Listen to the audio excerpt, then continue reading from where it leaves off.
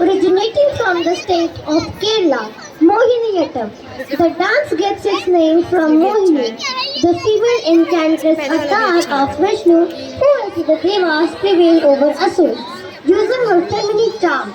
Let's witness it through the graceful performance of Ruby House.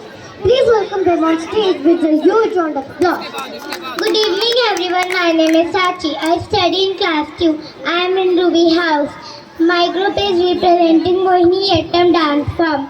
Mohiniyattam is an Indian classical dance form originated from the state of Kerala. The dance gets its name from Mohini, the female enchantress avatar of Hindu deity Vishnu.